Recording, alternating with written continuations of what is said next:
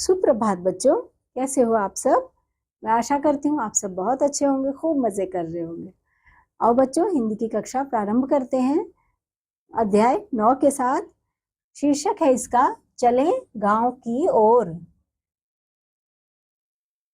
चले गांव की ओर, जहां पर हरे खेत लहराते, मेड़ों पर है कृषक घूमते, सुख से विरहा गाते। गेहूं चना मटर जौ सिर पर लेकर बाहर खड़े हैं, बीच बीच में प्रहरी जैसे दिखते वृक्ष अड़े हैं। यहाँ पर कहा जा रहा है कि चलो गांव की ओर चलते हैं हम सब, जहां पर हरे खेत लहराते हैं। गांव में हरे हरे खेत लहराते हैं ना बच्चों। मेड़ों पर है कृषक घूमते, जो बीच बीच में मेड़ होती है उन पर कृषक घूमते रहते हैं और सुख से विरहा गाते हैं। वो लोग क्या गाते हैं? विरहा यानी गीत गाते हैं। गेहूं चना मटर जो सिर पर लेकर बाहर खड़े हैं, वो सब सिर पर गेहूं मटर और जौ इन सब के भार लेकर चलते रहते हैं या खड़े रहते हैं। बीच बीच में प्रहरी जैसे दिखते वृक्ष अड़े हैं। बीच बीच में ये बड़े बड़े वृक्ष जो हैं वो मानो प्रहरी हो वहां की, वो भी दिखाई देते रहते हैं। वो अड़े हुए हैं यानी कि बिल्कुल डट कर खड़े हैं वो वृक्ष। चले गांव की ओर झोपड़े, जहां झुके धरती में तरु के नीचे खेल रहे हैं बच्चे निज मस्ती में। चले गांव की ओर झोपड़े, जहां झुके धरती में, मतलब वहां ऐसे झुके झुके से हमें क्या नजर आते हैं? झोपड़े नजर आते हैं। और तरु के नीचे खेल रहे हैं बच्चे। पेड़ों के नीचे कौन खेलते दिख रहे हैं? बच्चे दिख रहे हैं। और वो सब बच्चे खेलते हुए मस्ती में मतलब हमें दिखाई दे रहे हैं। कटी पर लिए गगरिया गोरी आती है बलखाती, देख किसी गुरुजन को सम्मुख सहसा शर्म आ जाती। अपने माथे पर गगरिया लेकर यानी मटका लेकर पानी भरने जा रही हैं गोरी बलखाती हुई, मतलब अलमस्त चाल में वो चल के जा रही होती हैं। लेकिन सामने से जब देखती हैं कि कोई गुरुजन आ रहा है तो वो हल्की सी शर्मा उठती हैं। चले गांव की ओर उठ रहा जहां धुआं लहराता, थके कृषक का सांझ समय जो घर की ओर बुलाता। रूखा सूखा ही भोजन है पर वह स्नेह सना है, इसलिए तो तोष दे रहा अमृत तुल्य बना है। चले गांव की ओर जहां धुआं लहराता, वहां जब खाना पकाया जा रहा होता है तो रसोइयों से निकलता हुआ धुआं नजर आ रहा है। ऐसे गांव की ओर चलो। और सांझ जब होती है तो थके मांदे जो कृषक हैं वो अपने अपने घर की ओर आते हुए हमें दिखाई देते हैं। उन्हें उनका घर बुलाता है।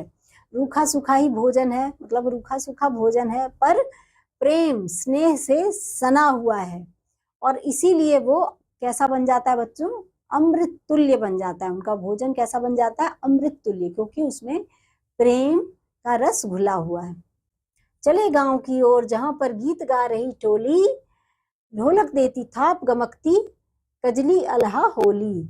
चले गांव की ओर जहां पर गीत गा रही है टोलियां, टोलियों में लोग गीत गा रहे हैं और ढोलक पे थाप दिए जा रहे हैं। और गमकती कजली, मतलब खुशबू आ रही है किसकी? कजली गा रही हैं, अलहा गा रही हैं, उन सबकी खुशबू हमें सुनाए मतलब महसूस हो रही है। आए दिन त्योहार, वधू है संग बैठ मिल गाती, गए पिया परदेश लिखूं मैं रामा कैसे पाती। आए दिन तो कोई ना कोई वहां गांव में त्योहार ही होते रहते हैं। नई वधू आई है तो उसके साथ सब मिलजुल के गाना गा रहे हैं, और नई वधू ऐसे गाने गा रही है, गाए जा रहे हैं उसके लिए कि गए पिया परदेश लिखूं मैं रामा कैसे पाती, मतलब मेरे पिया जो है वो परदेश चले गए, मैं उनको कैसे पाती लिखूं, हाय राम मैं कैसे पाती लिखूं। चले गांव की ओर जहां पर गाय दुधारू चरती, छाया में बैठे ग्वाले की वंशी ताने भरती। जहां स्नेहमय निश्चल सादे जीवन का ही क्रम है, जहां न कोई काम तुच्छ है, अर्ध्य पा रहा श्रम है। चले गांव की ओर जहां पर गाय दुधारू चरती, दुधारू गाय जो गांव में हमें नजर आती है वो चरती हुई दिखाई देती है, और छाए में ग्वाले की वंशी, ग्वाले जो होते हैं वो अपने गाय को छोड़ देते हैं कि वो चरेंगी, और वो क्या करते हैं? अपनी बंशी की धुन बजाते रहते हैं, वो हमें नजर आ रहे हैं। जहाँ स्नेहमय निश्चल सादे जीवन का ही क्रम है, वहां पर निश्चल, बिल्कुल छल तो है ही नहीं, ऐसे छल सादा जीवन, निश्चल सादा जीवन वहां के लोगों में हमें दिखाई देता है। मतलब हमें लोग ऐसे परिचय होता है लोगों से जहां पर उनमें निश्चल स्नेह ही स्नेह दिखता है। जहाँ न कोई काम तुच्छ है, वहां पर कोई काम तुच्छ नहीं समझा जाता है बच्चों, कोई काम छोटा नहीं समझा जाता। अर्ध्य पा रहा श्रम है, और भले ही आधा श्रम ही उसको आधा ही श्रम मिल पा रहा है, आधे श्रम का ही मिल रहा है, लेकिन भले ही उसको भले ही उसको उस श्रम का आधा ही मूल्य मिल रहा है, लेकिन फिर भी वो स्नेह में डूबा हुआ है और वो काम करने से पीछे नहीं हटता, क्योंकि उसके लिए हर काम बड़ा है, कोई काम तुच्छ नहीं है। चले गांव की ओर जहाँ है भारत माता रहती, जहाँ प्रकृति के आंगन में जन जीवन धारा बहती।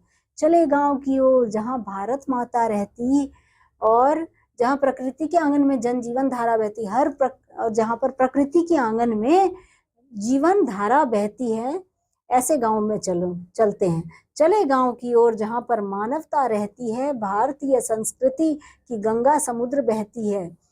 हम एक बार चलो गांव की ओर चलते हैं जहाँ पर मानवता रहती है, भारतीय संस्कृति की गंगा समुद्र बहती है वहां पर। तो ऐसे गांव की ओर चलें हम। यह बच्चों कविता आप लोगों को कैसी लगी? रामेश्वर दयाल दुबे की लिखित ये कविता आप लोगों को मैं उम्मीद करती हूँ बहुत पसंद आई होगी। तो मैं अब आपसे मिलूंगी अगले अध्याय में, तब तक के लिए बच्चों बाय।